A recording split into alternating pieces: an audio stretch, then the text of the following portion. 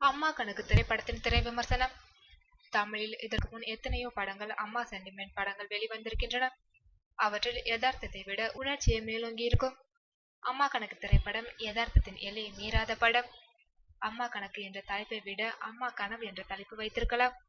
தன்னுடைய மகளை பற்றிய ஒரு தாயின் கனவுதான் இந்த படத்தின் கதை. கதையின் நாயகி அமலாபால் மிகவும் ஏழ்மையானவர், கணவனை இழந்தவர். வீட்டு வேலை செய்வது, மீன் வேலை பார்ப்பது, ஆற்றில் துணி துவைப்பது என விக்ரமன் படத்தின் ஹீரோவை போல் ஒரே நாளில் 4-5 வேலைகள் செய்து தன் ஒரே மகளை படிக்க வைக்கிறாள். தன் மகள் படித்து நல்ல வேலைக்கு சென்று வாழ்க்கையில் முன்னேற வேண்டும் என்ற அவளது கனவுக்கு நேர்மாறாக இருக்கிறாள் மகள். 10ஆம் வகுப்பு படிக்கும் மகளுக்கு படிப்பில் நாட்டமே கிடையாது. டாக்டர் பிள்ளை டாக்டர் ஆகும், என்ஜினியர் பிள்ளை என்ஜினியர் ஆகும். நான் வேலைக்காரியின் பிள்ளை, வேலைக்காரியாகத்தான் ஆவேன், அதற்கு எதற்கு படிக்கணும் என்று படிப்பில் கவனம் செலுத்தாமல் முரண்டு பிடிக்கிறாள்.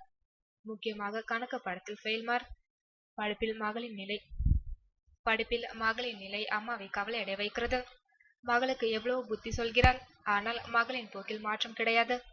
மகளை எழுச்சி அடைய வைக்கும் வைராகியத்துடன் யாருமே செய்யாத ஒரு முடிவை எடுக்கிறாள். மகள் படிக்கும் அதே பள்ளியில் அதே வகுப்பில் மாணவியாக சேர்கிறாள் அம்மா.